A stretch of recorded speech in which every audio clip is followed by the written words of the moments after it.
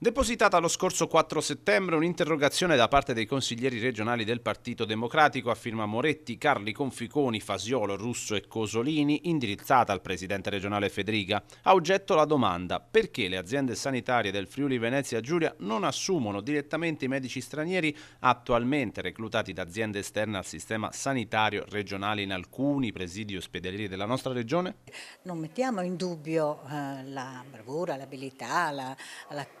competenza di chi assume, eccetera, però era necessario fare chiarezza su tutto questo e quindi noi abbiamo un unico strumento, abbiamo lo strumento dell'interrogazione e questo facciamo. Alla base dell'interrogazione la notizia dell'assunzione non diretta da parte delle aziende sanitarie di medici stranieri, ma attraverso la società esterna eHealth SRL. Noi sosteniamo che il sistema pubblico vada consolidato e quindi riteniamo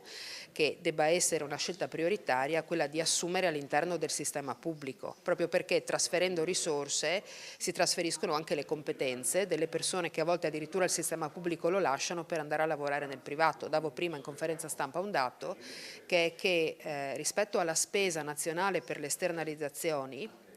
la spesa del Friuli Venezia Giulia, che vale 11 milioni, sono dati dell'ANAC dell'anno scorso, quindi sono dati che andrebbero anche aggiornati, vale l'11% della spesa nazionale per una regione che invece ha una popolazione del 2%, no, rispetto alla popolazione italiana. La preoccupazione principale resta quella della nascita di contenziosi avviati da alcuni di questi medici contro le aziende sanitarie del Friuli centrale e del Friuli occidentale possa avere ripercussioni negative su tutto il sistema, bypassabili con la possibilità di assunzione diretta, evitando anche l'emersione di un danno erariale. Sì, è un tema che abbiamo posto all'assessore Riccardi con questa specifica interrogazione, preoccupati del fatto che in regione, sulla base del contratto esterno che alcune aziende sanitarie a Pordenone piuttosto che in Friuli centrale